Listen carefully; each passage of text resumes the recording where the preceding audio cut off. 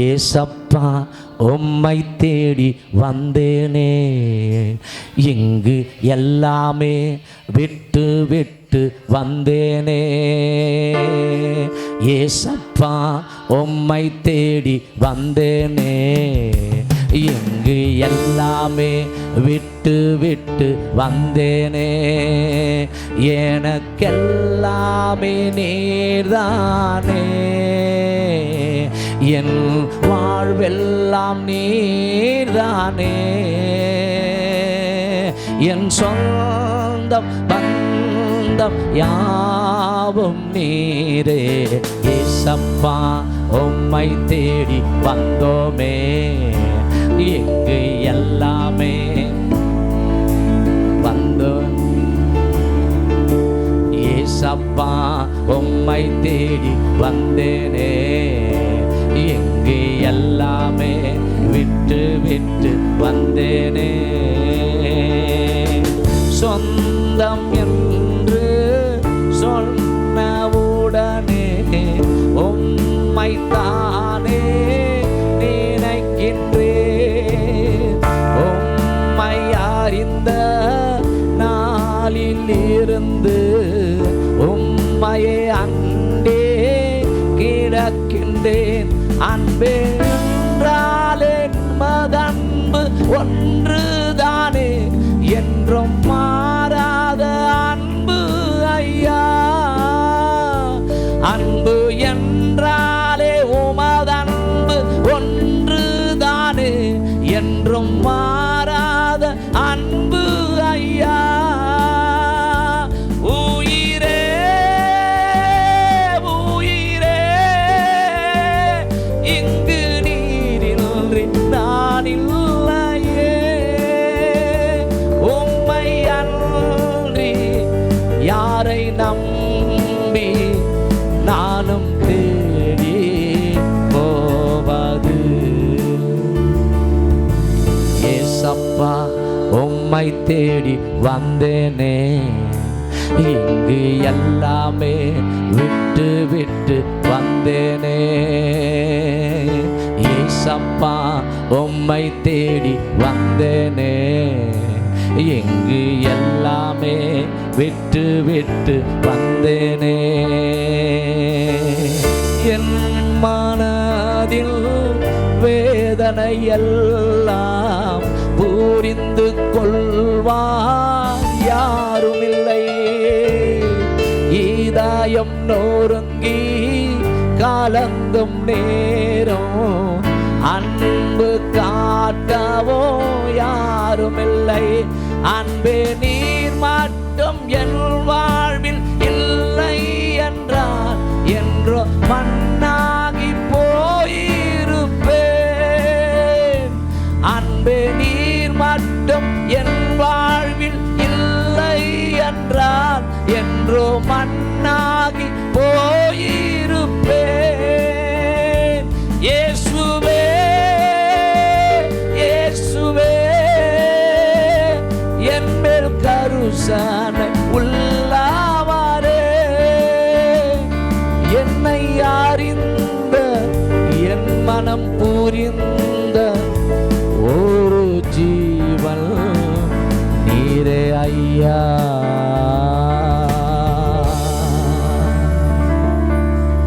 என்னை அறிந்த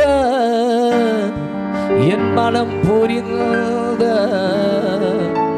ஒரு ஜீவன் நீரே ஐயா.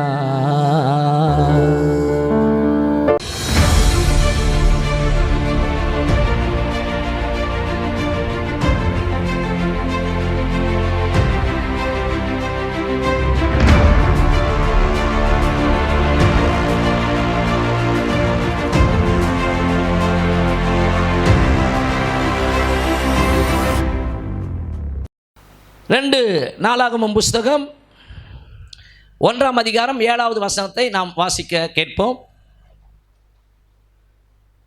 2 நாளாகமம் புஸ்தகம். அன்று ராத்திரியிலே தேவன் சாலமோனுக்கு தரிசனமாகி நீ விரும்புகிறதை என்னிடத்தில் கேள் என்றார். நீ விரும்புகிறதை என்னிடத்தில் கேள் என்றார்.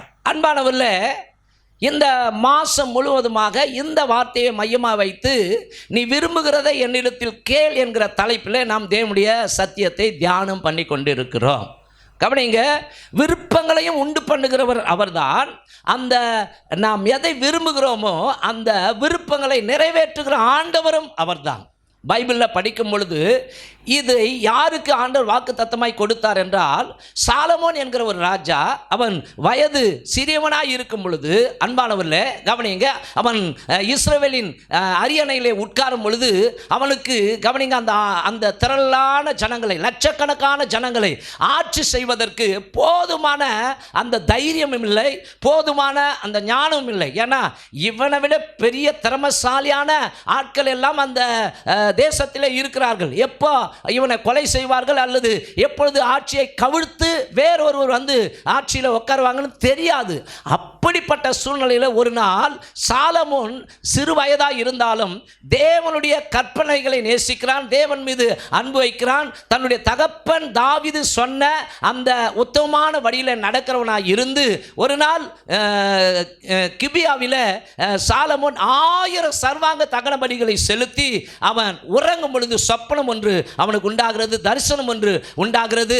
அப்பொழுது அந்த தரிசனத்தில் படைத்த இறைவன் வந்து சொல்லுகிறார், மகனே நீ விரும்புகிறதை என்னிடத்தில் கேள். அப்போ கவனிங்க, அந்த இடத்துல நீங்களும் நானும் இருந்தா சுயநலமாய் கேட்டிருப்போம். அவன் ஒருவேளை இப்படி கேட்டிருக்கலாம், ஆண்டவரே நான் சின்ன வயசாக இருக்கிற, நான் இஸ்ரவேலின் ராஜா என்கிற அந்த சிங்காசனத்தில் உட்கார்ந்துட்டேன், எனக்கு எதிராக ஏராளமான சூழ்ச்சிகள் நடக்கும், என்னுடைய சொந்தத்திலேயே இருக்கிற சகோதரர்கள் என்னை கொன்று போடுவார்கள், ஆகவே ஒரு எதிரியும் இருக்கக்கூடாது, என்னுடைய சத்துருக்களின் பிராணனை எல்லாம் நீங்கள் அழித்து போடுங்கப்பான்னு கேட்டிருந்தா கர்த்தர் செஞ்சிருப்பார். ஆனால் அவன் அதெல்லாம் கேட்கல. அவன் சொல்கிறான், நானோ சிறு பிள்ளையாக இருக்கிறேன், போக்கும் வரவும் அறியாத ஒரு சிறு பிள்ளையாக இருக்கிறேன், ஆகவே எனக்கு இந்த ஏராளமான லட்சக்கணக்கான ஜனங்களை ஆளுகை செய்வதற்கு, ஆட்சி செய்வதற்கு எனக்கு ஞானம் வேண்டும் ஆண்டவரே என்று உகந்த விண்ணப்பம் வைத்தான். ஆகவே நாம் கூட தேவனிடத்தில் எதையாக அவருடைய சித்தத்தின்படி கேட்டால் அவர் நமக்கு செவி கொடுக்கிறார் என்பதே நாம் அவரை பற்றி கொண்டிருக்கிற தைரியம். ஆகவே நாம் விரும்புகிறதை ஆண்டவர் கொடுப்பார் என்கிற அந்த தலைப்பிலே நாம் படித்து கொண்டு வருகிறோம். அவர் நம்முடைய விருப்பங்களை நிறைவேற்றுகிற தேவன். ஆமென். செய்வார் என்றவங்க மாத்திரம் கையை தட்டி தேவனுக்கு மகிமை செலுத்துங்க. ஏங்க எனக்கு வீடு வாசல் இல்லைங்க, ஆண்டவர் வீடு வாசல் கட்டி தருவாரா? நிச்சயமாக செய்வாருங்க. ஏற்ற வேலை வரும் வரைக்கும் என் பலத்தை கைக்குள்ள அடங்கிரு, நான் உன்னை ஆசீர்வதிப்பேன், நீ பின்வாங்கி போகாத. ஆமென். நீங்கள் விரும்புகிற சுகமாக இருக்கலாம், நிச்சயமாக அதை கொடுப்பார். நீங்கள் விரும்புகிற கர்ப்பத்தின் கனியாக இருக்கலாம், நிச்சயமாய் கர்த்தர் அதை கட்டாயமாய் கொடுக்க வல்லவராய் இருக்கிறார். முதல்ல நான் என்ன சொல்ல வரேன்னா, விரும்புங்கள், எதுவாக இருந்தாலும் விரும்புங்கள், நிச்சயமாய் கர்த்தர் அதை நிறைவேற்றுவார். இப்போ நான் கூட 300 ஆத்துமாக்களை ஆதாயம் செய்ய வேண்டும் என்று விரும்புகிறேன். இது ஒருவனால முடியாது. ஒரு கை தட்டினா ஓசை வராது, பல கைகள் இணைந்து தட்டினா தான் ஓசை வரும். அப்போது நீங்களும் நானும் இணைந்து தேவனுடைய ராஜ்யத்துக்காக வேலை செய்யும் பொழுது 300 பேருன்னா 3000 பேரை கூட ஆண்டவருக்குள்ளாய் கொண்டு வர முடியும். நமக்கு ஒத்தாசையாக பரிசுத்த ஆவியானவர் இருக்கிறார். சுவிசேஷத்தின் முதல் கதாநாயகனே பரிசுத்த ஆவியானவர் தான். ஒவ்வொருடைய இருதயங்களிலும் இயேசுவை கொண்டு வருகிறவர், இயேசுவை விசுவாசிக்க வைக்கிறவர் யாருன்னா பரிசுத்த ஆவியானவர் தான். அப்போ அன்பானவர்கள, உங்களுக்கு என்ன தேவையோ அதை விரும்புங்கள். ஆமென், ஆமென். ஆகவே கவனிங்க, அவர் நமது விருப்பங்களை நிறைவேற்றுகிற கடவுள் அப்படின்னு சொன்னேன். சரியா? சொன்னது ஞாபகம் இருக்குதா இல்லையா? யாருக்கு விருப்பத்தை நிறைவேற்றுவார்? நீதிமானாய் நடக்கிற பிள்ளைகளுக்கு கர்த்தர் விருப்பத்தை நிறைவேற்றுவார். தேவனுக்கு முன்பாக தன்னை தாழ்த்துகிற பிள்ளைகளுக்கு கர்த்தர் விருப்பங்களை நிறைவேற்றுவார். அப்புறம் என்ன சொன்ன? நீங்கள் சொல்லாமல் நானும் போக போகிறதில்லை. கர்த்தருக்கு பயந்த பிள்ளைகளுடைய மன விருப்பத்தை கர்த்தர் நிறைவேற்றுகிறவராக இருக்கிறார். சொன்னா இல்லையா? சரி, இப்போ நாம் இப்படி ஐஸ் வைக்கிறோம், நீர் விரும்புகிற தருகிற தேவன், விரும்புகிற தருகிற தேவன், விரும்புகிறதை தருகிற தேவன். அவர் எனக்கு பிடிச்சதெல்லாம் கொடுத்துடணுமா, ஆனால் அவர் விருப்பத்துக்கு மாற நான் நடக்கக்கூடாது, நான் என் இஷ்டத்துக்கு மாற நடக்கணும். அது எப்படி? ஆகவே தான் போன வாரம் நான் இப்படி யோசிக்க வச்சேன் உங்கள் எல்லாரையும். விரும்புகிறதை கொடுக்கிற தகப்பன், விரும்புகிறதை கொடுக்கிற தகப்பன், அந்த தகப்பன் நம்மிடத்தில் எதை விரும்புகிறார் அதை நாம் அவருக்கு கொடுக்கணும். சொன்னா இல்லையா? ஆமென். ஒவ்வொரு பிள்ளையும் ஒவ்வொரு நாளும் அவரை பின்பற்ற வேண்டும் என்று தேவன் விரும்புகிறார். மாத்திரமல்ல, கவனிங்க, ஒவ்வொரு நாளும் அவரை கவனிங்க மகிமைப்படுத்த வேண்டும் என்று தேவன் விரும்புகிறார். போன வெள்ளிக்கிழமையில் ஒரு வார்த்தையை சொன்னேன், இதோ பூமியில் அக்கினியை போட வந்தேன், இப்பொழுதே அது பற்றி எரிய வேண்டும் என்று விரும்புகிறேன். ஒவ்வொரு பிள்ளைகளும் கொழுந்து விட்டு எரிகிற ஒரு அனுபவத்துக்குள்ளே வர வேண்டும் என்று விரும்புகிறார். ஏதோ வெந்ததை தின்னுட்டு விது வெந்தா சாவலாம் அப்படின்ற ஒரு கிறிஸ்துவனா நம்ம வாழக்கூடாது. இந்த உலக வாழ்க்கையில் ஆண்டவருக்காக நம்ம எரிந்து பிரகாசிக்கிற ஒரு அனலாய் மாற வேண்டும், சாட்சிகளாய் மாற வேண்டும். ஹல்லேலூயா, ஆமென். சரி, இன்னைக்கு எப்படி ஆண்டவரை பிரசங்கம் பண்ணுவதுன்னு சொல்லி நேற்றைக்கு யோசித்து கொண்டிருக்கும் பொழுது கவனிங்க, ஆண்டவரே தலைப்பை கொடுக்கிறார், நாம் வெறுக்க வேண்டிய காரியங்கள்.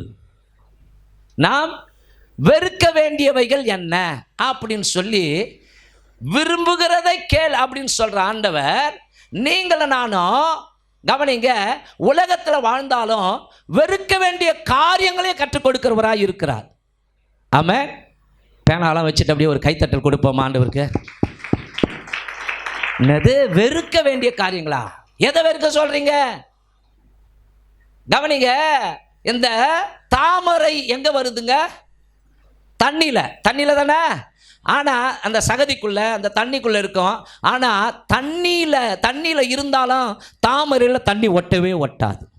அது மாதிரி தான் உங்களை என்னையும் வேறு பிரித்தெடுத்த ஆண்டவர் பரம கானானுக்கு நேராக பரிசுத்த ஆவியானவரால் ஒவ்வொரு நாளும் நம்மை நடத்தி கொண்டிருக்கிறார். கிருபையான நம்முடைய ஆயுசு நாட்களை அவர் தான் கூட்டி கொடுக்கிறார். ஆகவே ஆயுசு நாட்கள் கூட்டி கொடுத்திருக்கிறார். இந்த ஆயுசு காலத்தை வச்சு எவ்வளோ பணம் சம்பாதிக்கலாம், எவ்வளோ சொத்து சேர்க்கலாம், இப்படி தான் நிறைய மனுஷனுக்கு ஆசை போகும். ஆனால் உங்களுக்கு எனக்கும் ஆண்டவருக்கு இந்த உலகத்திலேயே வாழும் பொழுதே அவருக்கு பிரியமாய் வாழ வேண்டும், பரிசுத்தமாய் வாழ வேண்டும், ஊழியம் செய்ய வேண்டும், ஆத்துமாக்களை ஆதாயம் பண்ண வேண்டும். சொல்லுவாங்க பழமொழி, யானை உயிரோடு இருந்தாலும் 1000 முன்னு செத்தாலும், கிறிஸ்தவம் உயிரோடு இருந்தாலும் ஆசீர்வாதம், கண்ணை முன்னாலும் அதை விட பயங்கரமான ஆசீர்வாதம். ஆமென். அப்போ கவனிங்க, நாம் வெறுக்க வேண்டியவைகள் என்ன? வேதத்தில் என்னென்ன காரியங்கள்னா நிறைய காரியங்கள் இருக்கிறது. ஆனால் அந்த நிறைய காரியங்களை இப்போ சொல்ல முடியாது. ஒரு 2 அல்லது 3 காரியங்களை இன்றைக்கு வேகமாக நம்ம படித்து தேவன் வெறுக்கிற காரியங்களை நாமும் வெறுத்து இந்த உலகத்தில் வாழும் பொழுது நம்முடைய விருப்பங்களை நிறைவேற்றி நாம் அவருடைய ஜீவனுள்ள சாட்சியாக வாழ்வதற்கு தேவன் கிருபை தருவார். நாம் வெறுக்க வேண்டியவைகள், முதல் காரியம் தூக்கத்தை. நம்ம எதை வெறுக்கணும்? தூக்கத்தை வெறுக்கணும். நான் ஃபஸ்ட்டு தூக்கத்தையா? ஆமாங்க, தூக்கத்தை வெறுக்கணும். ஏன்னா பைபிள் சொல்கிறது, நீதிமொழிகள் புஸ்தகம் 20ஆம் அதிகாரம் 13வது வசனம், தூக்கத்தை விரும்பாதே. தூக்கத்தை விரும்பாதே. அண்டர்லைன் பண்ணுங்க, தூக்கத்தை விரும்பாதே. விரும்பினால் தரித்திரனாவாய். விரும்பினால் பைபிளே சொல்லுது, நீ தரித்திரனாய் மாறுவாய். கண் விழித்திரு. அப்பொழுது ஆகாரத்தினால் திருப்தியாவாய். இந்த உலகத்தில் வாழ்ந்து கொண்டிருக்கிற தேவ ஜனமே, ஒவ்வொரு நாளும் நம்ம உயிரோடு வாழுகிறோம் என்றால் இது தேவனுடைய பெரிதான கிருபை. ஆமென். அப்போ வாழ்ந்து கொண்டிருக்கிற இந்த வாழ்க்கையில் ஆண்டவர் அதிகமாய் தூக்கத்தை விரும்பாதே, தூக்கத்துக்கு முக்கியத்துவம் கொடுக்காதே, தூக்கத்தை வெறுத்து விடு அப்படின்றார். அப்படின்னா 24 மணி நேரம் நான் அப்படியே கண் வச்சுக்கினே இருப்பேன்னு அப்படி அல்ல. அதாவது ஒரு மனுஷன் நார்மலாக 8 மணி நேரம் தூங்கணும், சரி ஒரு 6 மணி நேரமாவது தூங்கணும். ஆனால் இன்னைக்கு ரட்சிக்கப்பட்டேன் அல்லது நான் தேவனுடைய பிள்ளை, நான் கிறிஸ்தவன் சொல்கிறேங்க, தூக்கத்துக்கு தான் முதலிடம் கொடுக்குறாங்க. அல்லேலூயா, ஆமென். இருக்கிறீங்களா? இங்க தூக்கத்துக்கு முக்கியத்துவம் கொடுக்கிறார்கள். ஆகவே தான் சொல்றாரு, தூக்கத்தை விரும்பாது, விரும்பினால் தரித்திரனாவாய், கண் விழித்திரு, அப்பொழுது ஆகாரத்தினால் திருப்தி ஆவாய். அன்பானவர்களே, இன்றைக்கு அநியாயத்துக்கு தேவனுடைய பிள்ளைகள் தூக்கத்திற்கு முக்கியத்துவம் கொடுக்குறாங்க. நிறைய பேர் தூங்குறாங்க. இங்கே கூட நிறைய பேர் தூங்குவாங்க. என்ன பாசம் இப்படி அநியாயமாக போய் சொல்கிறீங்க? ஆமாம், அங்கேருந்து பார்த்தா உங்களுக்கு தெரியாது, இங்கே வந்து பாருங்களேன் தெரியும். கண்ணை கவனிங்க, திறந்து தான் இருப்பாங்க. ஆனால் கண்ணை திறந்துக்கிட்டே இருந்தால் கூட அவங்க எதிர்க்க போய் இப்படி ஆட்டுங்க தெரியாது. அவங்க 3வது வானத்தில் இருப்பாங்க, நித்திரை மயக்கத்தில் இருப்பாங்க. சரிங்களா? அல்லேலியோ சொன்னால் கரெக்டாக அல்லேலியோ சொல்லுவாங்க. கையை தூங்குங்கன்னா கையை தூங்க, கை தட்டு. ஆனால் இங்கே இருக்க மாட்டாங்க, அவங்க நித்திரை மயக்கம், ஒரு மாதிரி இதான தூக்கம். நீங்கள் உக்காந்து தானே தூங்குறவங்களா பார்த்து இருக்கிறீங்க. நான் நின்றுங்கன்னு தூங்குறவங்களே பார்த்துக்கிட்டு இருக்கிறேன். கவனிங்க, ஒரு வாட்டி வொர்ஷிப் பண்ணின்னு இருக்கிறேன், இந்த பாட்டு தான் பாடுறேன். எழுப்புதலே எங்கள் வாஞ்சை, எழுப்புதல் தாரும் தேவானா. செங்கல்பட்டில் ஒரு குறிப்பிட்ட கடையை வச்சு இருக்கிறார். அவர் பேரை சொன்னால் சில பேருக்கு தெரிஞ்சிடும். அவர் இல்லை, பயங்கரமாக எல்லாம் ஆவியில் நிரம்பி, அந்த கைத்தட்டல் அவ்வளவு ஆவியில் நிரம்பி டங்ஸ் பேசுகிறாங்க. அந்த மனுஷன் இல்லை அப்படின்றாரு. எனக்கு பாட்டே சரியா வரல, அவரை பார்த்தா பாட்டு பாட முடியாது. ஆகவே கண்ணை மூடிக்கின்னு அப்போ கூட மனசு மறுபடியும் இந்த தடவையாவது கண்ணை திறந்து கை தட்டி அவர் துதிக்கிறாரா பாடுறாரா பார்க்கலான்னு பார்த்தா பாட்டு முடிகிற வரைக்கும் அந்த மனுஷன் அப்படியே தூங்கிக்கின்னு நிற்கிறாரு. எப்பா, இவருக்கு கொடுக்கப்பட்ட வரம் நின்னுங்களே தூங்குறாரு, நின்னுங்களும் தூங்க முடியுமா? அப்போ யோசிச்சு பாருங்க, இப்படிலாம் தேவ ஜனங்கள் இருக்கிறாங்க அன்பானவர்களே. ஆகவே தூக்கத்தை விரும்பாதே, விரும்பினால் தரித்திரனாவாய். அருமையானவர்களே, நீதிமொழிகள் புஸ்தகம் 23ஆம் அதிகாரம் 21வது வசனம் சொல்லுகிறது, குடியனும் போஜன பிரியனும் தரித்திரராவார்கள். தூக்கம் கந்தைகளை உடுத்துவிக்கும். தூக்கம் கந்தைகளை உடுத்துவிக்கும். சரிங்களா? நீங்க உங்களுடைய ஜீவியத்தில் அதிகமாக தூக்கத்திற்கு முக்கியத்துவம் கொடுப்பீர்களானால் உங்கள் வீட்டில் என்னங்க இருக்கும்? மூதேவி தான் இருக்கும். ஆமென். என்ன இருக்கா? மூதேவி தான் இருக்கும். ஆகவே குறைந்தபட்சம் 8 மணி நேரம் தூங்குங்க, நல்லது. ஆனால் கவனிங்க, மற்ற நேரங்களிலெல்லாம் கவனிங்க, செய்ய வேண்டிய பணிகளை எல்லாம் நேர்த்தியாக செய்ய வேண்டும். ஹல்லேலூயா. கவனிங்க, உங்கள் வாழ்க்கையில் ஒரு பிளான் பண்ணுங்க, ஒரு திட்டம் பண்ணுங்க. ஒரு பரிசுத்தவான் இப்படி சொல்லுகிறார், திட்டமிட தவறுகிறவன் தவறுவதற்கே திட்டமிடுகிறானா. திட்டமிட தவறுகிறவன் தவறுவதற்கே திட்டமிடுகிறான். சில பேருடைய விடியற் காலை என்ன தெரியுமாங்க? பகல் 11 மணி. இப்படிலாம் தூங்கினா அந்த வீடு உருப்படுமா? அந்த குடும்பம் உருப்படுமா? எங்களையும் பார்த்து கேட்குறீங்க? அது மாதிரி தூங்குற ஆளை பார்த்து கேளுங்க. அந்த மாதிரி தூங்குற ஆளை தான் பார்த்து நான் கேட்குறேன். நீங்களாம் அப்படி தூங்கலை. ஆனால் அன்பாளர்களை கவனிங்க, அதிகாலையில் எழும்பி கர்த்தரை தேடுகிறவன் ஆசீர்வதிக்கப்படுவான் என்று வேதம் சொல்லுகிறது. காலமே எழுந்து நம்ம என்ன பண்ணோம்? கர்த்தரை தேட வேண்டும். ஹல்லேலூயா. போன வாரம் கூட ஒரு பாட்டு பாடி காமிச்சேன் இல்லையா? காலமே நீ எழுந்து கடவுளை துதி நன்று, காலதாமதம் நன்று என் மனமே.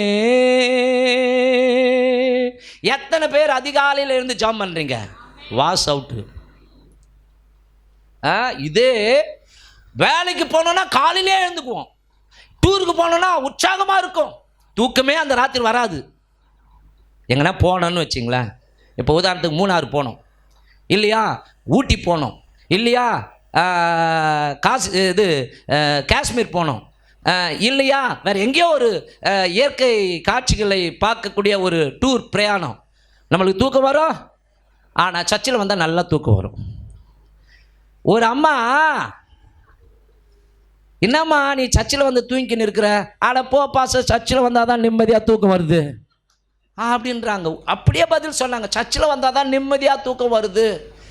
ஒரு அம்மா வந்து என்கிட்ட கேட்டுச்சு, ஐயா நான் எங்கெங்கேயோ போனேன், தூக்கம் வரல, ஒரு ராத்திரி கூட தூங்க மாட்டேன், ஆனால் நம்ம சர்ச்சில் வந்தால் தான் ஏன் நிம்மதியாக தூக்கம் வருது.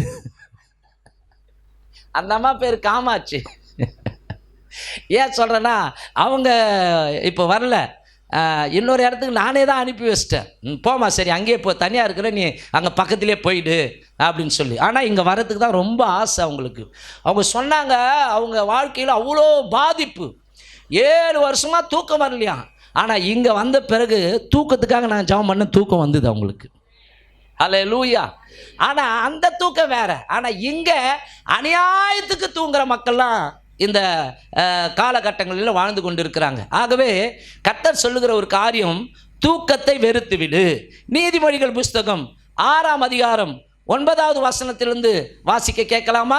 நீதிமொழிகள் புஸ்தகம் 6ஆம் அதிகாரம் 9வது வசனத்திலிருந்து 11வது வசனம் வரைக்கும். சோம்பேறியே, நிறுத்துங்க. சோம்பேறியே திட்டுறாரு ஆண்டவர். யாருங்க? நல்லா தூங்குறவனை பார்த்து ஆண்டவர் கேட்குறார், ஏ சோம்பேறி. இதை நான் வீட்டில் தூங்குற ஆளை பார்த்து ஏ சோம்பேறி ஏந்துடுன்னா கோச்சிக்குவாங்க. தூங்குற ஆளை பார்த்து சோம்பேறி. நம்ம கார்பின் பிரதருக்கு தெரியும், அப்போல்லாம் ரசிக்கப்பட்ட புதுசில் வீடு வந்து காலையில் நான் எழுப்புனா, காலையில் நான் போய் 4 மணிக்கெலாம் ஒவ்வொரு வீட்டை கதை தட்டி ஏந்துங்க ஜெபம் பண்ணுங்கன்னு சொல்லுவேங்க. எல்லாரையும் ஜபிக்க வைப்பேன். அப்போது கவனிங்க, தூங்கின்னு இருக்கிற ஆளை பார்த்து விசிட்டிங் போகிறேன், ஏ சோம்பேறி எழுந்துடுன்னா அவ்வளோதான், இனிமேல் உன் சர்ச்சைக்கு வர மாட்டேன் போடா அப்படின்னு சொல்லிடுவாங்க. ஆனால் கர்த்தர் பாருங்க எப்படி சொல்றாரு பாருங்க, சோம்பேறியே நீ எவ்வளவு நேரம் படுத்திருப்பாய்? கேட்கிறார், எவ்வளவு நேரம் படுத்திருப்பாய்? எப்பொழுது உன் தூக்கத்தை விட்டு எழுந்திருப்பாய்? எப்பொழுது உன் தூக்கத்தை விட்டு எழுந்திருப்பாய்? இன்னும் கொஞ்சம் தூங்கட்டும். கவனிங்க, இன்னும் கொஞ்சம் தூங்கட்டும். இந்த தூங்குறவங்களாம் இன்னும் கொஞ்சம் சுகமா இருக்கும், சரிங்களா? இன்னும் கொஞ்சம் தூங்கட்டும், இன்னும் கொஞ்சம் உறங்கட்டும், இன்னும் கொஞ்சம் உறங்கட்டும், இன்னும் கொஞ்சம் கைமுடக்கி கொண்டு, இன்னும் கொஞ்சம் கைமுடக்கி கொண்டு நித்திரை செய்யட்டும் என்பாயோ? நித்திரை செய்யட்டும் என்பாயோ? உன் தரித்திரம், கவனிங்க, உன்னுடைய வறுமை வழிபோக்கனை போலவும், உன் தரித்திரம் வழிபோக்கனை போலவும், உன் வறுமை ஆயுதம் அணிந்தவனை போலவும் வரும். ஆயுதம் அணிந்தவனை போலவும் வரும். அதாவது என்ன சொல்றேன்னா, நீ தூக்கத்தை வெறுக்கலைன்னா சீக்கிரமாக உனக்கு தரித்திரம் பிடிக்கும். ஆமாம், அல்லேலூயா. ஆகவே கொஞ்சமாக தூங்குங்க. எவ்வளோ நேரம் முடிஞ்சே 8 மணி நேரம் தூங்குங்க. இல்லை அதெல்லாம் எனக்கு முடியாதுங்க, 8 மணி நேரம்தான். கவனிங்க, நம்முடைய இந்திய தேசத்தை ஆட்சி செய்த இந்திரா காந்தி அவங்க 4 மணி நேரம் தான் தூங்குவாங்களாம். டாக்டர் கலைஞர் கருணாநிதி அவர் இருக்கிறாரு, கவனிங்க, அவர் கிட்டத்தட்ட 4 மணி நேரம் தான் தூங்குவாராம். 4 மணிக்கே எழுந்து அதிகாலை எல்லா பேப்பரையும் படிக்க ஆரம்பிச்சிடுவாராம். ஏன்னா இன்றைக்கி என்னென்ன நியூஸ் வந்திருக்கு அவங்களெலாம் பதில் கொடுக்கணும்னு சொல்லி. நம்முடைய மாநிலத்தின் முதல்வர்கள்லாம் நீங்கள் எடுத்துக்கொள்ளுங்க, அவங்களாம் சொகுசாக நல்லா தூங்குவாங்கன்னு நினைக்கிறீங்களா? இல்லை, அவங்க நிறைய நேரம் தூக்கத்துக்கு முக்கியத்துவம் கொடுக்க மாட்டாங்க. நிறைய நேரம் தூக்கத்துக்கு முக்கியம் கொடுத்தா ஆட்சி எப்போ கவுந்து போயிடுமோ, எந்த எம்எல்ஏ எப்போ காலை வருவோன்னு தெரியாது. ஆகவே அவங்க எல்லாம் கவனிங்க, கவனமாக இருப்பாங்க, ஜாக்கிரதையாக இருப்பாங்க, விழிப்போடு கூட இருப்பாங்க.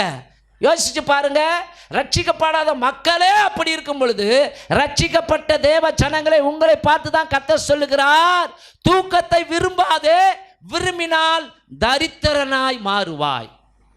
ஆமென். மாத்திரமல்லாமல் மார்க்கு புஸ்தகத்தின் 14ஆம் அதிகாரம் 37வது வசனத்தில் அங்கே இயேசு, பேதுரு, யாக்கோபு, யோவான் இந்த 3 பேரையும் கூட்டிக் கொண்டு கெத்சமனே தோட்டத்தில் ஜெபம் பண்ணும்படிக்கு போகிறார். அப்போ அவர் அங்கே தூங்கி கொண்டிருந்த நித்திரை மயக்கத்தில் இருந்த சீஷர்களை பார்த்து, பேதுரை பார்த்து குறிப்பாய் கேட்கிற ஒரு வார்த்தை, பின்பு அவர் வந்து அவர்கள் நித்திரை பண்ணுகிறதை கண்டு, அவர்கள் தூங்குகிறதை கண்டு பேதுருவை நோக்கி சீமோனே நித்திரை பண்ணுகிறாயா?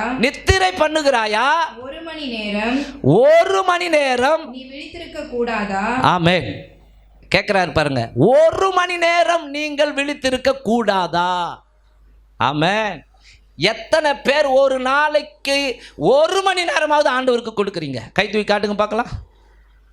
இல்லவே இல்லை. மனம் திரும்புங்கள். கொடுக்காத பிள்ளைகள் மனம் திரும்புங்கள். நம்ம எல்லாம் செல்போனுக்கு பல மணி நேரம் கொடுக்குறோம், டிவிக்கு பல மணி நேரம் கொடுக்குறோம், ஃப்ரெண்ட்ஸு கூட உட்காந்து பேசுறதுக்கு 1 மணி நேரம் 2 மணி நேரம் கொடுக்குறோம், ஊரை சுற்றுவதற்கு பல மணி நேரம் கொடுக்குறோம். ஆனால் ஆண்டவருக்கு 1 மணி நேரம் கொடுக்க மாட்டேன்றோம். யோசிச்சு பாருங்களேன். இதிலிருந்து கடவுள் நம்மை மனம் திரும்ப வைப்பாராக. ஆண்டவருக்கு முக்கியத்துவம் கொடுக்க ஆண்டவர் உதவி செய்வாராக. முதலாவது தேவனுடைய ராஜ்யத்தையும் அவருடைய நீதியை தேடுங்கள், அப்பொழுது இவைகளெல்லாம் உங்களுக்கு. 38வது வசனம் படிமா. நீங்கள் சோதனைக்குட்படாதபடிக்கு விழித்திருந்து ஜெபம் பண்ணுங்கள். ஆவி உற்சாகம் உள்ளதுதான் மாம்சமோ பலவீனம் உள்ளது என்றார். ஆமென். கவனிங்க, ஆவி உற்சாகம் உள்ளதுதான், மாம்சமோ பலவீனம் உள்ளது. ஆகிலும் நீங்கள் சோதனையில் அகப்படாதபடிக்கு விழித்திருங்கள். ஆமென், அல்லேலூயா. சோதனையில் அகப்படாதபடிக்கு விழித்திருங்கள். நீங்க தூங்கினால் எதிரி களை விதைப்பான். நீங்க ஜெபிக்க மறந்தா எதிரி ஜெயம் எடுப்பான்னு சொல்லி ஃபாதர் பெர்க்மன்ஸ் அவர்கள் பாடியிருக்கிறார். சரிங்களா? நீங்க கவனிங்க, உங்க வாழ்க்கையில 1 மணி நேரமாவது கர்த்தருக்கு கொடுக்கவில்லை என்றால் நீங்கள் ஆவிக்குரிய ஜீவியத்தில் வறுமையில் இருக்கிறீர்கள். நீங்க தேவனை அறிகிற அறிவில் தரித்திரமாக இருக்கிறீர்கள். ஆமென். தேவனை அறிகிற அறிவில் நீங்களும் நானும் ஐஸ்வர்யவான்களாய் மாற வேண்டும். அப்படி நீங்க அறியும் பொழுது அந்த ஐஸ்வர்யம் மாத்திரமல்ல, உலக ஐஸ்வர்யமும் உங்களுக்கு உண்டாக ஆரம்பிக்கும். சரிங்களா? ஆகவே தூக்கத்தை விரும்பாதே, தூக்கத்தை வெறுத்து விடு. வேதத்தில் ஒரு மனுஷனை குறித்து கவனிங்க. உதாரணமாய் நாம் பார்க்கும் பொழுது அவன் பெயர் ஐத்திகு. ஒரு நாள் 3வது மாடியில் பவுல் விசுவாசிகள் எல்லாம் கூட்டி சேர்த்து நெடுநேரம் பிரசங்கம் பண்ணி கொண்டிருக்கிறார். விடிஞ்சா இன்னொரு ஊருக்கு அவர் பிரயாணம் பண்ணணும். ஆகவே எல்லா சத்தியத்தையும் அவங்களுக்கு சொல்லி கொடுத்தணும்னு சொல்லி அவர் பிரசங்கம் பண்ணி கொண்டிருக்கும் பொழுது அந்த பிரசங்க வேலையில் ஜன்னல் மேல் உட்கார்ந்திருந்த ஒருத்தன் தூங்கி நித்திரை அடைந்து விழுந்து செத்தான். பவுல் என்ன பண்ணார்? உடனே இறங்கி ஓடி போய் அவனை ஜீவனோடு கூட எழுப்பினார். அது மாதிரி ஆவிக்குரிய ஜீவியத்தில் நீங்கள் அப்படியே தூங்கி வழிந்து நீங்கள் மறிக்கிற ஒரு ஸ்டேஜுக்கு போனீங்கன்னா கவனிங்க, உங்களை எழுப்புறதுக்கு நான் ஒன்றும் பவுல் கிடையாது. சரிங்களா? நீங்கள் தான் உஷாராக இருக்கணும். வாசிப்போம். அப்போஸ்தலர் புஸ்தகம் 20ஆம் அதிகாரம் 9வது வசனம். அப்பொழுது ஐத்திகு என்னும் பேர் கொண்ட ஒரு வாலிபன் ஜன்னலில் உட்கார்ந்திருந்து பவுல் நெடுநேரம் பிரசங்கம் பண்ணி கொண்டிருக்கையில் மிகுந்த தூக்கம் அடைந்து நித்திரை மயக்கத்தினால் சாய்ந்து, கவனிங்க, மிகுந்த தூக்கம் அடைந்து நித்திரை மயக்கத்தினால் சாய்ந்து 3ஆம் மெத்தையிலிருந்து கீழே விழுந்து மரித்தவனாய் எடுக்கப்பட்டான். பிரசங்க நேரத்தில் கேட்க முடியாம அவருக்கு கொட்டாவி விட்டு தூக்கம் வருது. அந்த கொட்டாவி விட்டு தூக்கம் வந்ததுனால நித்திர மயக்கம் அடைஞ்சு கீழே தொப்புன்னு விழ ஆரம்பிச்சிட்டார். நீ எங்க இருக்கிற ஜாக்கிரதையா இருக்க தேவையில்ல. சரிங்களா? நம்ம எங்கே இருக்கிறோம்? சில பேர் கொட்டாவியை விடுறதுக்கு அவ்வளோ இது கண்டுபிடிச்சிட்டு போகிறாங்கன்னு அப்படின்னு வாங்க, அதெல்லாம் தெரியுது. சரிங்களா? ஆகவே கவனிங்க, அவன் பாருங்க ஒரு வல்லமையான பிரசங்கியாளர். யாரு? பவுல். அப்படிப்பட்ட, ஏன்னா கமாலியேல் என்கிற அறிஞருடைய பாதத்தில் இருந்து கற்று தேர்ந்தவர். அவர் பிரசங்கம் பண்ணுறதையே கேட்டு கவனிங்க, ஒருத்தர் என்ன பண்ணுறான்? கொட்டாய் விட்டு தூங்குறான்னா அவன் ஆவிக்குரிய ஜீவியத்தில் எவ்வளோ தரித்திரனா இருப்பான் பாருங்க. கொஞ்சம் யோசிச்சு பாருங்க.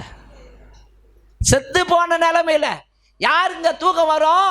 பிரசங்க நேரத்தில், ஆராதனை பண்ணுற நேரத்தில் கூட நடைபெணமாய் ஆவிக்குரிய ஜீவியத்தில் ஒரு நடைபெணமாய் இருக்கிறவர்களால தான் கவனிங்க ஒரு தூக்கத்தில் அப்படியே கடுப்பாங்க. அதாவது தூக்கம்னா கண்ணெல்லாம் தந்துன்னு இருப்பாங்க, ஆனால் உள்ள தூங்கின்னு இருக்கும். ஆவிக்குரிய ஜீவியம் ஒரு தூக்க நிலைமையில் இருக்கும். அப்போ இங்கே ஐத்திக அப்படிப்பட்ட நிலைமையில் இருந்தான். அவன் விழுந்து போவதற்கு காரணம் என்னன்னா, அவன் சௌகரியமான இடத்தை தேடி அங்கே உட்கார ஆரம்பித்தான். எங்கே உட்காந்தான்? ஒரு வாலிபன் ஜன்னலில் உட்கார்ந்திருந்து. ஏன்னா ஜன்னல் ஓரம் உட்காந்தா தான் நல்லா காற்று வரும். சரிங்களா? உட்காந்து கவனமாக இருக்கணும் இல்லையா? 3ஆம் மெத்தை இல்லையா? ஜாக்கிரதையாக இருக்கணும் இல்லையா? ஏதோ காமன் சோரில் உக்காண்டாரோ தெரியல, அந்த மாடியில் அது மேலே உக்காண்டாரா என்னான்னு தெரியல. உக்காந்துருக்கிறிய, கர்ணம் தப்புனா மரணம். உனக்கு கவனம் எங்கே போச்சு? நீ ஏன் விழுத்தில்ல? என்ன பண்ணுறான்னா சொருவுது. இவனுக்கு மனசுக்குள்ளே திட்டிக்கின்னு இருப்பானோன்னு தெரியல. எவனா இவன் ரொம்ப நேரமாக பிரசங்கம் பண்ணுறான், இந்த ஆள் பட்டுன்னு முடிக்க மாட்டேன்றானே. அது மாதிரி நீங்கள் மனசில் திட்டுறீங்களோ என்னமோ தெரியாது. சீக்கிரம் விடுன்னு பார்த்தா சும்மா இந்த ரம்மா இருக்குதே, அது மாதிரி அறுத்துக்கின்னு இருக்கிறிய. சரிங்க, கவனிங்க அன்பானவர்களே, உற்சாகமுள்ள மக்களை தான் கர்த்தர் வரவேற்கிறார். ஆமென். உற்சாகமுள்ள மக்களை தான் உலகமும் வரவேற்கிறது. ஆமென். ஹல்லேலூயா. குணசாலியான ஸ்திரியை கண்டுபிடிக்கிறவன் யார்? அவளுடைய விலை முத்துக்களை பார்க்கிலும் உயர்ந்தது. சரிங்களா? குணசாலியான ஸ்திரீ கவனிக்க, ராத்திரியில் லேட்டாக தூங்குவாங்களாம். 11 மணிக்கு தூங்கி முன்னாடி 5 மணிக்கு எழுந்துருவாங்களாம். ஆனால் இப்போ புருஷன் தூங்குறதுக்கு முன்னாடி பொண்டாட்டி நல்லா தூங்குது. காலையில் புருஷன் தான் எழுந்துக்குவார், பொண்டாட்டி நல்லா தூங்கும். சரியா? அவர் எழுந்து என்ன பண்ணுவார்? சிங்கில் இருக்கிற பாத்திரத்தெல்லாம் கழுவ ஆரம்பிப்பார். அவர் சோறு ஆக்குவார், அவரு குழம்பு செய்வார். இப்போ அப்படியே டோட்டலாக மாறி போச்சு. புருஷன் பொண்டாட்டின்றது பொண்டாட்டி புருஷன் ஆகி போச்சு. ஆமென். இப்படி இருந்தால் குடும்பம் விளங்குமா? யோசிச்சு பாருங்க. ஒரு வீட்டில் கவனிங்க, ஒரு பரிசுத்தவான் சொன்னார், ஒன்று ஜெபிக்கிற தாயாவது இருக்கணும், இல்லை ஜெபிக்கிற மனைவியாவது இருக்கணும்.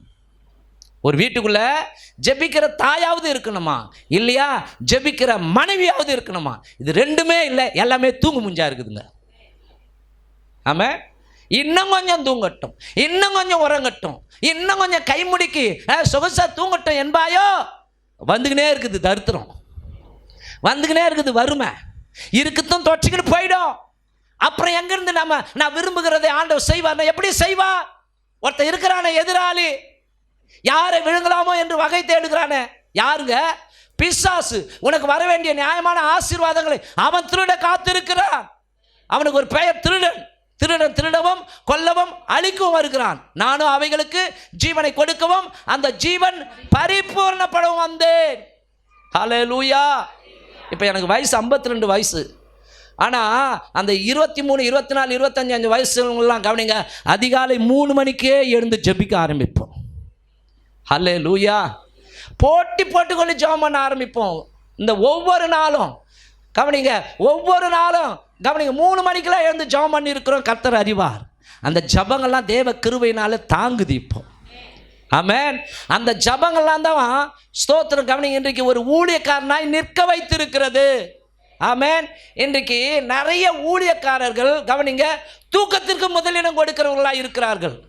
அப்படி நிறைய ஊழியக்காரர்கள் தூக்கத்தில் முதலிடம் கொடுப்பதினால அவங்க சபையும் தூங்கி வழியுது. அவங்க சபையும் ஆமாம் 10 வருஷம் நடத்துவார், 10 பேர் தான் வச்சிருப்பார். பாஸ்டர் ராஜாமணின்னு ஒரு ஊழியக்காரர் இருக்கிறாரு. ஊழியக்காரனுங்கெல்லாம் கொண்டு போய் மளிகை கடை நடத்தி வைக்கணுமா. மளிகை கடனை பாரு, 11 மணிக்கு 12 மணிக்கு தான் என்ன பண்ணுறான், கடையை ஏற கட்டிட்டு அவன் விடிய காலை 5 மணிக்கு உடனே எழுந்துக்கிறான். ஆமாவா இல்லையா? அது மாதிரி ஊழியக்கார முன்னுதாரணமாக இருக்கும் பொழுது தான் அந்த சபை வளர ஆரம்பிக்குமா. ஹல்லேலூயா. ஆமென். அப்போது அன்பானவர்களே, உங்களுடைய லைஃப் ஸ்டைலை மாற்ற ஆரம்பிங்க. ஐயோ பாஸ்டர் வந்தால் தொச்சிக்கிட்டு போகுது, காரியங்கள் வாய்க்க மாட்டேங்குது, கெட்ட கெட்ட கனவாக வருது.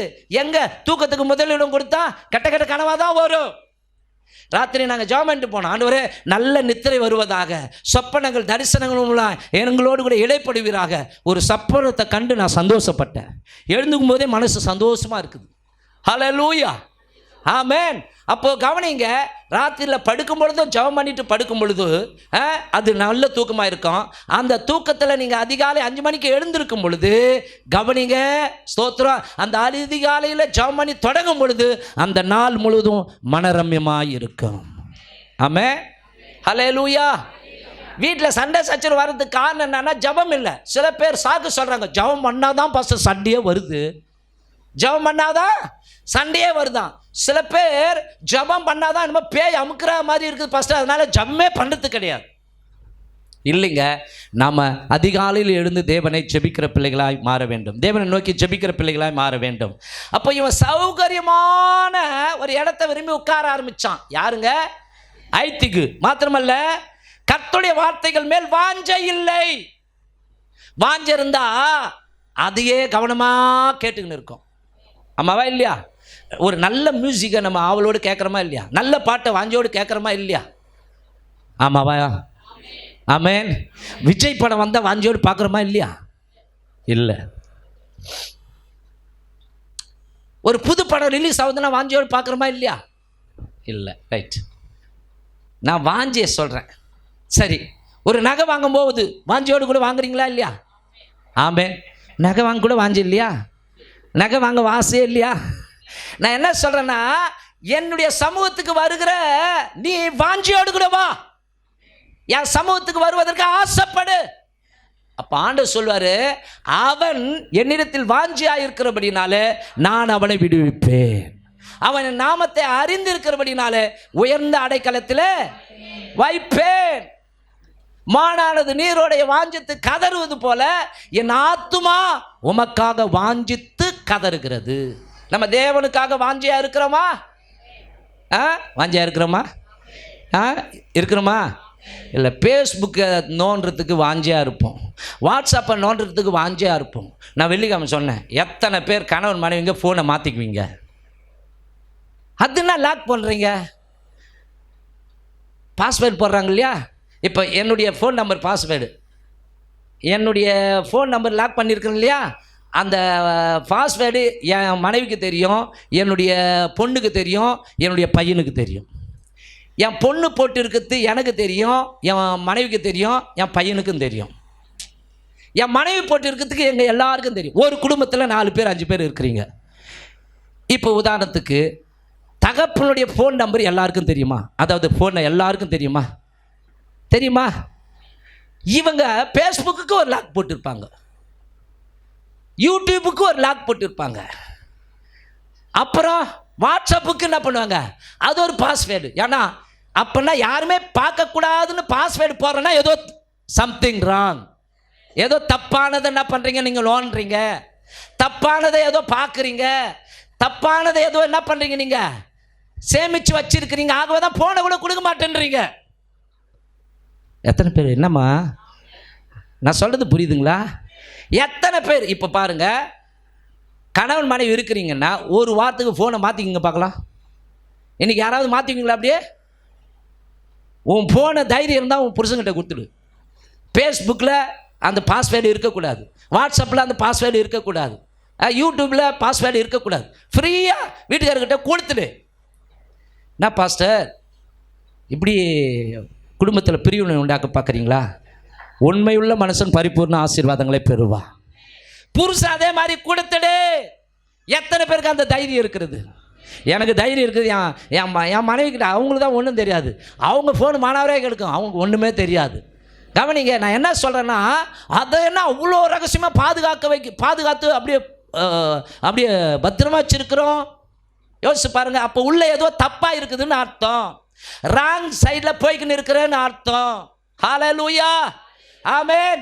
எல்லாருக்கும் முன்பாக வெளியரங்கமாக உண்மையாக இருப்போம். கர்த்தர் நம்மை ஆசீர்வதிப்பா, நம்முடைய விருப்பங்களை நிறைவேற்றுவா. ஆமென், ஹல்லேலூயா. இப்போ என்ன தெரியுமாங்க, கவனிங்க, நிறைய ஃபோன் மூலமாக தான் நிறைய பெண் பிள்ளைகள் கூட, கவனிங்க, திருமணமான பெண் பிள்ளைகள் கூட தவறி போவதற்கு காரணமாக இருக்கிறது. சும்மா நான் ஃபேஸ்புக்கை நோண்டுறது, இன்னும் என்னமா இருக்குது, இன்ஸ்டாகிராமை நோண்டுறது, அங்கேருந்து எவனா ஒருத்தர் ஹாயின்றது, இவங்க என்ன பண்ணுறது ஹாயின்றது, உடனே இவங்க அப்படியே ஃபோன்லேயே வார்த்தை மூலமாக பேசிக்குவாங்க. அவன் சொல்லுவான், உன்னை பார்க்குறதுக்கு ஆசையாக இருக்குது, நான் கூட உங்களை பார்க்கறதுக்கு ஆசையாக இருக்குது. அடிப்பாவி, வீட்டுக்காரனை இங்கே நேசிக்கிறேன் நீ இப்படி சொல்லலாமா? யோசிச்சு பாருங்கள். அதே மாதிரி தான் இங்கே பெண்களுக்கு மாத்திரம் இல்லை, அதே மாதிரி தான் புருஷர்களுக்கும்.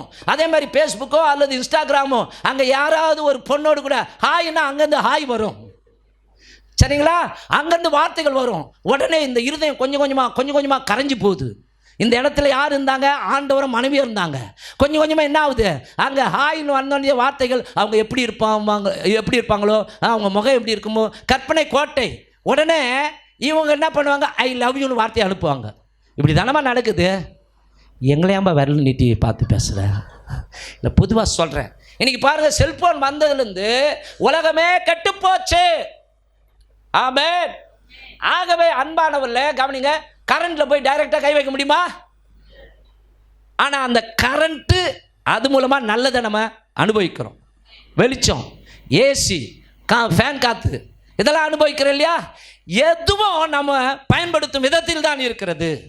ஆகவே செல்போனை வாஞ்சியோடு கூட பார்க்குற நீங்கள நானும் தேவ சமூகத்தை வாஞ்சியோடு கூட ஏன் தேட மாட்டேன்றோம்? ஆமென். தேவனுடைய வார்த்தையை ஏன் வாஞ்சியோடு கூட கேட்க மாட்டேன்றோம்? அப்போ இந்த ஐத்திக்கு வீழ்ந்து போனதுக்கு காரணம் வாஞ்சை இல்லை, ஏனோ தானோன்னு கேட்குற ஒரு நிலைமை. மாத்திரமல்லாமல் ஜாக்கிரதை உணர்வில்லாதவன். ஜன்னல் மேலே உட்காந்துருக்கிறிய, ஜாக்கிரதையாக இருக்கணும்ல நீ. ஜன்னல் மேலே உட்காந்துருக்கணும் இல்லையா? ஜாக்கிரதையாக இருக்கணுமா இல்லையா? ஹல்லேலூயா, ஆமென். ஒரு 10 கிலோ தங்கம் எடுத்துக்கிட்டு போகிறேன்னா நீ எப்படிங்க இருப்பீங்க? ஜாக்கிரதையாக இருப்பீங்களா, இருக்க மாட்டீங்களா? ஒன்றும் இல்லை. இப்போ நவீனா பஸ் ஸ்டாண்டில், செங்கல்பட்டு பஸ் ஸ்டாண்டில் இறங்குது. இப்போது ஒரு பேச்சுக்கு 1 கிலோ தங்கம் வச்சுருக்குது. 1 கிலோ தங்கம் வச்சுருக்குது. இறங்குற நேரம் 12 மணி. ஹாப்பியாக நடந்து வரோம் இல்லை, அங்கே மதுராந்தகம் வரும்பொழுதே ஃபோன் அடிக்கும், பாலூருக்கு. யார் பார்க்குறீங்க? ஏதாவது ஒரு ஆட்டோடு கூட வந்து ரெடியாக காத்துருங்க, 1 கிலோ தங்கத்தோடு கூட வரேன். 10 பைசா கூட இல்லை. அப்போ எப்படி இருக்கும்? தைரியமாக இறங்குவோம். அது மாதிரி தாங்க அதை விட வெளியேற பெற்ற ரட்சிப்பை கர்த்தர் நமக்கு கொடுத்திருக்கிறார். ஒவ்வொரு நாளும் வாஞ்சியோடு கூட கர்த்தர் வார்த்தையை கேட்க கேட்க கேட்க கேட்க கேட்க அந்த ஆத்துவ பலப்படும். ரட்சிப்பு பூரணத்தை நோக்கி போகும். விசுவாசம் வரும். விசுவாசம் நம்முடைய பட்சத்தில் இருக்கும் பொழுது தேவனிடத்திலிருந்து அற்புதங்கள் இறங்கி வரும். சரிங்களா? அப்போ வாஞ்சை இல்லை. தன் வேலையில் ஜாக்கிரதையாக இருக்கிறவனை நீ கண்டால் அவன் நீசருக்கு முன்பாக நில்லாமல் ராஜாக்களுக்கு முன்பாக நிற்பான் என்று பைபிள் சொல்கிறது. அடுத்ததாக அவன் தூங்கி விழுந்து செத்து போறதுக்கு காரணம் சோம்பல். என்னதுங்க? சோம்பல். நீதிமொழிகள் புஸ்தகம் 19வது அதிகாரம் 15வது வசனத்தை வாசிப்போம். சோம்பல் தூங்கி விழ பண்ணும். அசதியானவன் பட்டினியாயிருப்பான். ஹல்லேலூயா. சோம்பல் தூங்கி விழ பண்ணும், அசதியானவன் பட்டினியாயிருப்பானா. அதுதான் ஃபர்ஸ்ட் ஒரு வசனம் சொன்னேன். தன் வேலையில் ஜாக்கிரதையாக இருக்கிறவனை கண்டால் அவன் நீசருக்கு முன்னாடி நிற்க மாட்டானா, ராஜாவுக்கு முன்பாக நிற்பான். யோசேப்பு ராஜாவுக்கு முன்னாடி நின்னான். அடுத்து அரியணையில் அந்த ராஜா இருந்தாலும் இவனுடைய உத்தரவு இல்லாமல் ஒருவனும் பேசக்கூடாதுன்ற ஒரு அதிகாரத்தை, கட்டளையை பிறப்பித்தான் அந்த பார்வோன். அப்போது நாம் கூட நம்முடைய காரியங்களில் ரொம்ப ஒரு ஆக்டிவாக சுறுசுறுப்பாக செயல்பட வேண்டும் என்றால் காலையிலே எழுந்திருப்பது நல்லது. தூக்கத்துக்கு ஒரு முடிவு கட்டுவோம் அப்படின்னா என்னங்க கவனிங்க, ஏன்னா எந்த டைமும் தூக்கன்றமே அந்த ஒரு காரியத்துக்கு முடிவை கட்டுவோம். ஒரு 6 மணி நேரம் 8 மணி நேரம் தூக்கம் போதுமானது. தேவனுக்கு கொடுக்க வேண்டிய நேரங்களை தேவனுக்கு கொடுப்போம், சபைக்கு கொடுக்க வேண்டிய நேரங்களை சபைக்கு கொடுப்போம், ஜபத்திற்கு கொடுக்க வேண்டிய நேரத்தை ஜபத்திற்கு கொடுப்போம், வேதத்திற்கு கொடுக்க வேண்டிய நேரத்தை வேதத்திற்கு கொடுப்போம். என்னங்க சொல்றீங்க? ஆமென். உலக கவிஞர் ஒருவர் பாடி இருக்கிறார். படைதனில் தூங்கியவன் வெற்றி இழந்தான், பள்ளியில் தூங்கியவன் கல்வி இழந்தான், கடைதனில் தூங்கியவன் முதல் இழந்தான், கடமையில் தூங்கியவன் புகழ் இழந்தான், பொறுப்புள்ள மனிதரின் தூக்கத்தினால் பொன்னான வேலையெல்லாம் தூங்குதப்பா. இதை கவனிங்க. அந்த நாட்களில் ஒரு சினிமா படத்தில் வர ஒரு பாடல் வரி தான். ஆனாலும் பள்ளியில் தூங்கினா என்ன ஆகும்? கல்வி போயிடும். இப்போ நாங்கள் படிச்சுன்னு இருக்கிறோங்க. நான் 9th படிக்கும்போது என் பக்கத்தில் அசோக்குமார்னு ஒருத்தர் இப்போ இருக்கிறாரு. அவர் என்னுடைய நண்பர். எல்லாம் நாங்கள் வரிசையாக டெஸ்கில் உட்காந்துருப்போம். அசோக்குமார் நல்லா தூங்குவார். நான் பக்கத்தில் பார்த்துன்னு இருக்கிறேன். அந்த HM கண்ணாடி போட்டவர், பெரிய தமிழ் பண்டிட்டுன்னு சொல்லுவாங்க. தூங்குற அசோக்குமாரை எழுப்புவார். எழுந்து நின்னோடனே அவர் சொல்லுவார், எழுந்து நின்னோடனே அவர் பேர்ந்து எழுந்து நிற்பார் பாருங்க. அவர் சொல்லுவார், பார்த்துன்னு இருக்கிற என்ன கொட்ட சொல்லுவார். ஒரு கொட்டு டக்குங்க அவர் டங்குன்னு கேட்கும். நான் இப்படி தலை என்னை பார்த்து அவர் கேட்பேன், ஏன் தூங்குற? ஆட்டா பாவி, கண்ணாடி போட்டு உன் கண்ணு ரிப்பேரா? அவன் கொட்டிட்டு தூங்குவான் சிரிச்சிங்கன்னு. யோசிச்சு பாருங்களா. இப்போது அந்த கடைசியில் கவனிங்க, அது மாதிரி நிறைய பேர் கல்வியை இழந்து போகிறதுக்கு காரணம் சரியாக கவனமாக கேட்காம அப்படியே நித்திரை மயக்கம். அவங்களுக்கு சிந்தனை எங்கன்னா போய்க்குன்னு இருக்கும். அவங்க சிந்தனை விஜய் மேலே இருக்கும், அஜித் மேலே இருக்கும், நடிகை மேலே இருக்கும், அல்லது உலகத்து மேலே இருக்கும், அல்லது எது மேலேயே இருக்குது. என் சிந்தனை அப்படி தான். ஒரு வாட்டி படத்துக்கு போயிட்டேன், படிக்காதவன், டிக்கெட் கிடைக்கல. அப்போல்லாம் ஓம் சக்தி, அந்த தேட்டர் பேர் எஸ்ஆர்கே இல்லையா இப்போ, அப்போ ஓம் சக்தி. அடுத்து எக்ஸாம் எழுதுறேன் இல்லையா, எனக்கு எங்கேருந்து எக்ஸாம் பேப்பரில் நான் எழுதுறது சிந்தனை வருது, படிக்காதவனுக்கு நேற்று டிக்கெட் கிடைக்கலையா. அசோக்குமார் கிட்ட சொல்லிட்டேன், இன்னைக்கு நம்ம எக்ஸாம் முடித்து உடனே ஓடிடுறோம், படிக்காதவனுக்கு எப்படியாவது என்ன பண்ணணும், நம்ம டிக்கெட் வாங்கி அந்த படத்தை பார்த்துடணும். போச்சு 10th ஃபெயிலு. யோசிச்சு பாருங்களேன். அப்போது கவனிங்க, இதுவும் ஒரு விதமான மயக்கம், சினிமா மயக்கம். நம்முடைய கவனம் முழுவதும் நம்மை உண்டாக்கின இறைவன் மேல் இருக்குமானால் நம்முடைய வாழ்க்கை தரமுள்ளதாய் மாறும். அல்லேலூயா, ஆமேன். ஆகவே தூக்கத்தை வெறுத்து விடு. ரெண்டாவது ஒரு காரியத்தை பார்த்து நம்ம முடித்து விடலாம். சங்கீதம் 97 10 வாசிப்போம். கர்த்தரில் அன்பு கூறுகிறவர்களே, தீமையை வெறுத்து விடுங்கள். அவர் தம்முடைய பரிசுத்தவான்களின் ஆத்துமாக்களை காப்பாற்றி துன்மார்க்கரின் கைக்கு அவர்களை தப்புவிக்கிறார். இரண்டாவது காரியம், தீமையை வெறுத்து விடுங்கள். நாம் வெறுக்க வேண்டியவைகள் என்கிற தலைப்பிலே நாம் படித்து கொண்டு வருகிறோம். முதலாவது காரியம், தூக்கத்தை விரும்பாதீர்கள், தூக்கத்தை வெறுத்து விடுங்கள்.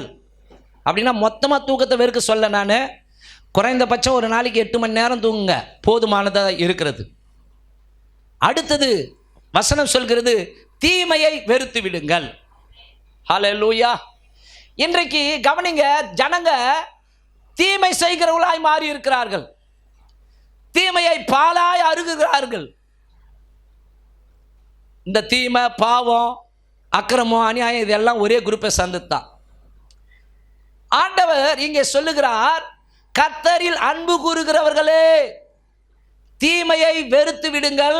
அவர் தம்முடைய பரிசுத்தவான்களுடைய ஆத்துமாவை காப்பாற்றி துன்மார்க்கருடைய கைக்கு அவர்களை தப்புவிக்கிறார். எரேமியா 2:13 குறிச்சிங்க. என் ஜனங்கள் 2 தீமைகளை செய்தார்கள். அங்கே சொல்றார், என் ஜனங்கள் 2 தீமைகளை செய்தார்கள். ஒன்று, ஜீவ தண்ணீர் ஊற்றாகிய என்னை விட்டு விட்டார்கள், தண்ணீர் நிற்காத தொட்டிகளாகிய வெடிப்புள்ள தொட்டிகளை தங்களுக்கு வெட்டி கொண்டார்கள். ஆண்டவரே அங்கே எழுதி வச்சிருக்கிறாருமா, எரேமியா 2:13. என் ஜனங்கள் 2 தீமைகளை செய்தார்கள் அப்படின்னு சொல்றாரு. ஜீவ தண்ணீர் ஊற்றாகிய என்னை விட்டு விட்டார்கள், தண்ணீர் நிற்காத தொட்டிகளாகிய வெடிப்புள்ள தொட்டிகளை தங்களுக்கு வெட்டி கொண்டார்கள். வெடிப்புள்ள தொட்டிகளை தங்களுக்கு வெட்டி கொண்டார்கள். அப்போ அன்பானவர்களே, நம்முடைய தேவன் தீமையை பார்க்க ஒட்டாத சுத்த கண்டர். தீமையை வெறுப்பதே கர்த்தருக்கு பயப்படுகிற பயம். ஆமென். அப்போ இந்த உலகத்தில் கவனிங்க, நிறைய பேர் தீமை செய்வதையே விரும்புகிறார்கள். ஆனால் கர்த்தருடைய வசனம் சொல்கிறது, என்னை நேசிக்கிற பிள்ளைகளே, நீங்கள் தீமையை வெறுத்து விடுங்கள். இந்த தீமைன்னு சொல்றோமே, இந்த தீமைக்கு ஆணி வேற பண ஆசை தாங்க. இந்த தீமைக்கு ஆணி வேற என்னதுங்க? பண ஆசை தான். வாசிங்க 1 தீமோத்தேயு புஸ்தகம் 6:10 பவுல் சொல்லுகிறார், பண ஆசை குறிச்சிங்க. தீமைக்கு ஆணி வேற இதுதான், பண ஆசை. எல்லா தீமைக்கும் வேறாயிருக்கிறது. சிலர் அதை இச்சித்து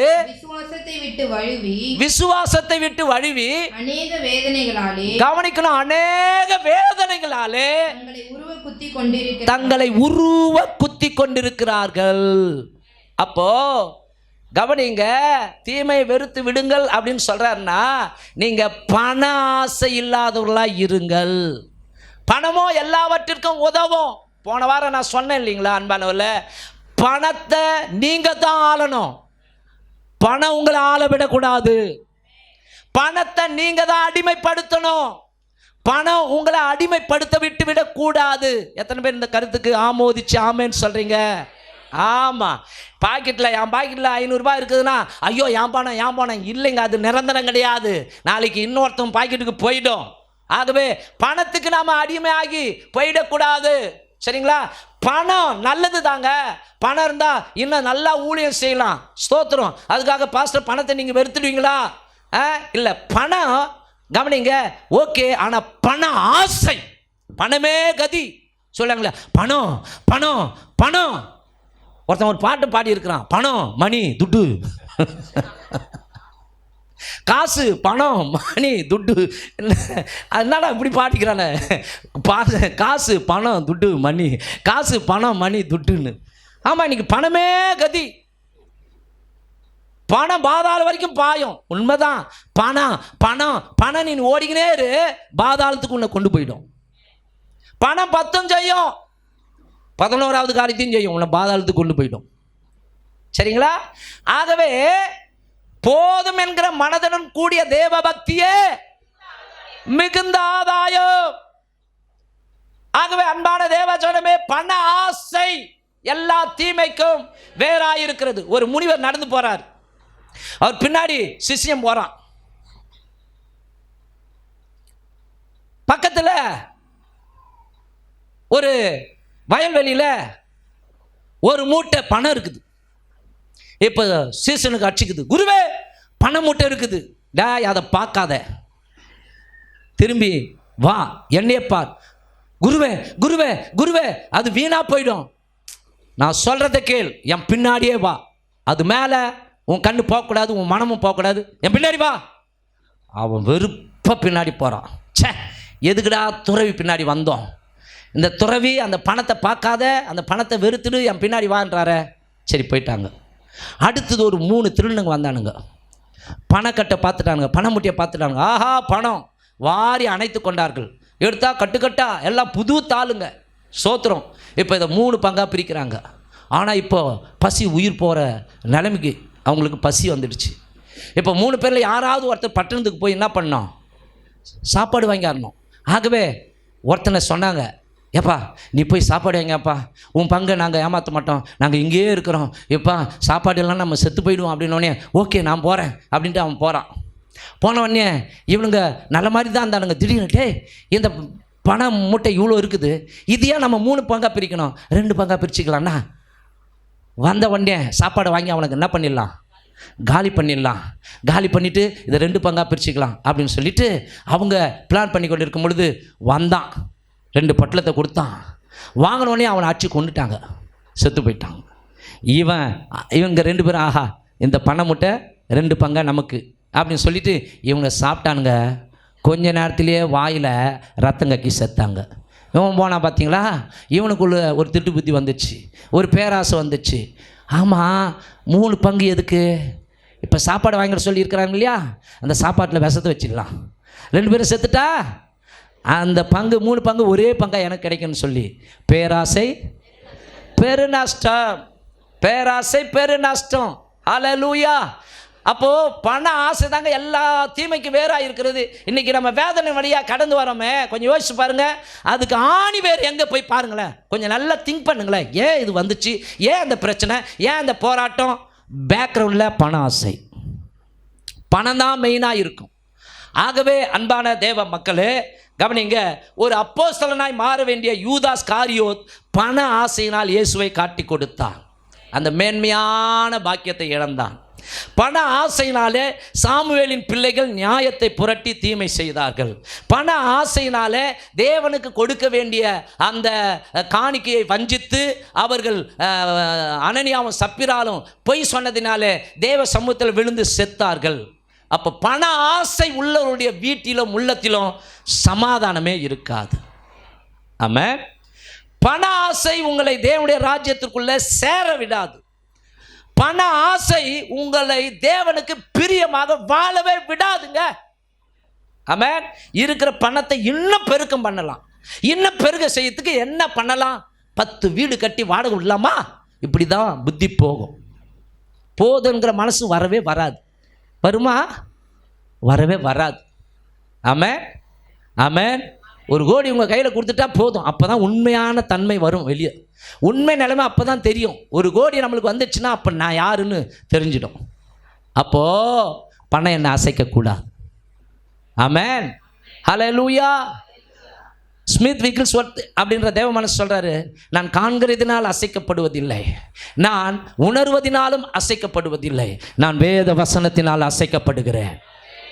ஆமென், ஹல்லேலூயா. ஆமாம், கவனிங்க, நம்ம இந்த ஒரு கம்பெனி ஓனர் பேர் தெரியல, ஸ்தோத்திரம். கவனிங்க, எல்லா பணத்தையும் ஏழைகளுக்கு எழுதி வச்சுட்டாராம், சொத்தலாம். அப்புறம் இன்னொரு ஒரு தம்பி அர்சரா, என்ன பேர் அவர் பேர், அது வரல அந்த வாக்கியம். அந்த சகோதரன் கட்டுக்கட்டே எத்தமையோ ஏழை ஜனங்களுக்கு கொடுத்து அந்த சந்தோஷத்தை, அவங்க முகத்தில் இருக்கிற சந்தோஷத்தை பார்த்து சந்தோஷப்படுறாரு. அவர் சொந்த பணத்தை தான் கொடுக்குறாரு, அவங்க அப்பா பணத்தை கொடுக்கல, அவங்க அப்பா சம்பாதிச்ச பணத்தை கொடுக்கல, அவர் சம்பாதிக்கிற பணத்தை ஏழை எளியவர்களுக்கு கொடுக்குறார். அப்போது யோசித்து பார்க்கும் பொழுது கவனிங்க, இந்த பணத்தை கட்டி வச்சுக்கின்னு அழும் பொழுது பணம் பணம் பணம் பணம் பணம்னு பணத்தையே நம்ம சேர்த்து வைக்கும் பொழுது நம்ம ஆத்துமா நஷ்டப்படுகிறது. மனுஷன் உலகம் முழுவதும் ஆதாயப்படுத்தினாலும் தன் ஜீவனை நஷ்டப்படுத்தி கொண்டால் அவனுக்கு லாபம் ஒன்றும் இல்லையே. வெறுங்கையாய் வந்தோம், வெறுங்கையாய் போக போகிறோம். இடையில கவனிங்க, சேர்த்து வச்சதை குறித்து கவலைப்பட்டு கொண்டு இருக்கணும். நம்ம சேர்த்து வச்சிருக்கிற பொக்கிஷங்கள் இதை குறித்து, ஐயோ இதை விட்டுட்டு நான் செத்துட்டுனா என்ன பண்ணுறது, நான் பிறக்கும்போதே எடுத்துக்கு நான் வந்தேன், பிறக்கும்போதே எடுத்துக்கு நான் வந்தோம் கிடையாது. உன் பொக்கிஷம் எங்கேயோ அங்கே உன் இருதயம் இருக்கும். உன் பொக்கிஷம் ஆண்டவராகிய இயேசு கிறிஸ்துவாய் இருக்க கடவுது. ஆமென். அப்போ இப்படி சொல்லிக்கொண்டே போகலாம். ஆகவே இருக்கிறவைகள் போதும் என்று எண்ணுங்கள். நீங்கள் பண ஆசை இல்லாதவர்களாய் நடந்து உங்களுக்கு இருக்கிறவைகள் போதும் என்று எண்ணுங்கள். நான் உன்னை விட்டு விலகுவதும் இல்லை, நான் உன்னை கைவிடுவதும் இல்லை என்று அவர் சொல்லியிருக்கிறாரே. அதனாலே நாம் தைரியம் கொண்டு கர்த்தர் எனக்கு சகாயர், நான் பயப்படேன், மனுஷன் எனக்கு என்ன செய்வான் என்று சொல்லலாமே. அல்லேலூயா. அப்போ பண ஆசை எல்லா தீமைக்கும் வேறாக இருக்கிறது. ஒரு உதாரணத்தை சொல்லி நான் முடிக்கிறேன். ஒரு பெரிய கோடீஸ்வரன், அவனுக்கு பல்லாயிரக்கணக்கான நிலங்கள், அவன் கீழே ஒரு வேலைக்காரன் தான். ஒரு நாள் கூப்பிட்டு வேலைக்காரனுக்கு சொன்னான், சகோதரனே, என் நிலத்தெல்லாம் உனக்கு கொடுக்க ஆசைப்படுறேன். காலையில் ஒரு 7 மணிக்கு நீ என்ன பண்ணு, ஓட ஆரம்பி. எவ்வளோ தூரம் ஓடுறியோ அவ்வளோ தூரம் இருக்கிற நிலமும் உனக்கு சொந்தம், அவ்வளோ தூரம் இருக்கிற நிலமும் உனக்கு சொந்தம். அவ்வளோதான். மறுநாள் காலையில் 7 மணிக்கு எழுந்தான், ஓட ஆரம்பித்தான். ஓட ஆரம்பிக்கிறான். மத்தியானம் வரைக்கும் ஓடுவேன், ஒரு இடத்துல நிற்கிறான். இப்போ பாருங்கள், இன்னும் கொஞ்சம் தூரம் ஓடினா என்ன அவன், இன்னும் கொஞ்சம் நிலம் கிடைக்கும் இல்லையா அப்படின்னுட்டு அவன் நின்னவன் நிதானித்து திரும்பிட்டானா. ஆனால் அவர் ஒரு கண்டிஷன் போட்டார், சாயந்தரத்துக்குள்ளே வரலன்னா உனக்கு என்ன கிடைக்காது, நிலம் கிடைக்காது. நீ எவ்வளோ தூரம் ஓடாரியோ அதுக்குள்ளே சூரியன் மறைவதுக்குள்ளே நீ ஓடியாந்துடணும். அந்த மாதிரி நீ செய்யும் போது என் நிலத்தெல்லாம் உனக்கு கொடுக்குறேன், கால் மிதித்த நிலத்தெல்லாம் உனக்கு கொடுக்குறேன்னு சொல்ல உடனே இவன் நண்பகல் வரைக்கும் ஓடிட்டான். இவன் படுபாவி உஷாராகி இது வரைக்கும் போதும், திரும்பி எசமாங்கிட்டே ஓடிடலாம், இது வரைக்கும் கிடச்சதே போதும் அப்படின்ட்டு வந்துட்டு இருந்தானா அவனுக்கு கிடச்சிருக்கும். இப்போது அதுக்கும் மேலே ஆசை, இன்னும் கொஞ்சம் தூரம் போனான் பாருங்க. 4 மணி ஆயிடுச்சு. இப்போ ரொம்ப இழைச்சி போன மாதிரி இவன் சோர்ந்து போய் இப்போ திரும்பி கவனிங்க, எங்கேருந்து புறப்பட்டு வந்தானோ அந்த இடத்துக்கு ஓட ஆரம்பிக்கிறான். அப்படி ஓடி வர ஆரம்பிக்கும் பொழுது கவனிங்க, சூரியன் மறைந்து இவனை விழுந்து செத்தான். பேராசை பெரு நஷ்டம். பண ஆசை சில நேரங்கள் நம்மளை சாவடிச்சிடும். சரிங்களா? பண ஆசை சில நேரங்களில் நம்மளை பண ஆசை கவனிங்க. அதாவது நியாயமாக சில பேர் உழைக்கிறாங்க, அது தப்பு இல்லை, கடன் அடைக்கணும், சில பிரச்சனைகள் சில காரியங்கள் எனக்கு இருக்குது, அதெல்லாம் அடைக்கணும், அதுக்காக நான் ஓட்டி செய்கிறேன். ஆனால் பரவாயில்ல, போதும். ஆனால் இன்னும் பணம் சம்பாதிக்கணும். ஆண்டவருக்கு கொடுக்க வேண்டியதை கூட நம்ம கொடுக்காம கவனிங்க, நம்முடைய காரியங்களுக்காக நம்ம ஓடி உழைச்சி என்னத்தை கண்டங்க. யோசிச்சு பாருங்க. நம்ம சுவாசிக்கிற சுவாசத்துக்கு அப்பா பில்லாக போட்டார். ஹாஸ்பிட்டலில் போய் சேர்ந்து பாருங்கள், பில்லு போட்டுருவாங்க. ஆக்சிஜன் வச்சுட்டா பில்லு தான். என்ன சொல்கிறீங்கம்மா? ஆனால் இலவசமாய் கர்த்தர் கொடுத்தாரு. அவர் பில்லு போட்டாரா? ஆமென். ஆனால் அவருக்கு கொடுக்கணும்னா நம்ம கணக்கு பார்ப்போம். ஆமென். இதை பாஸ்டர் எடுத்துக்குவாரோ, பாஸ்டர் செலவு பண்ணுவாரோ, நீங்கள் அந்த கணக்கே போடாதீங்க. பாஸ்டர் எடுத்துக்கினா அவர் நரகத்தில் போய் விழுவார். ஓகேவா? அந்த நேரம் என் ஆண்டவர் கொடுத்த உழைப்பில் சம்பாதிச்சேன், இது என் கர்த்தருக்குரியது. அதை தான் அப்பா பார்க்குறாரு. அதுதான் அப்பா பார்க்குறாரு. என்ன சொல்கிறீங்க? ஹல்லேலூயா. ஆகவே அன்பானவர்களே, நாம் பண ஆசை இல்லாதவர்களாக இருந்து எனக்கு வாழ்வதற்கு தேவையான பணங்களை கொடுங்க ஆண்டவரே, அது போதும் என்கிற அந்த மனதுடன் ஓடும் பொழுது அதுவே நம்முடைய வாழ்க்கையில் தேவன் விரும்புகிற தேவ பக்தியாக இருக்கிறது. ஆமென். ஆகவே தான் சொல்லுகிறது, தீமையை வெறுத்து விடுங்கள். அந்த தீமை செய்கிறதுக்கு மெயின் வேறு, ஆணி வேறு பண ஆசை. ஆகவே பண ஆசை எல்லா தீமைக்கும் வேறா இருக்கிறது.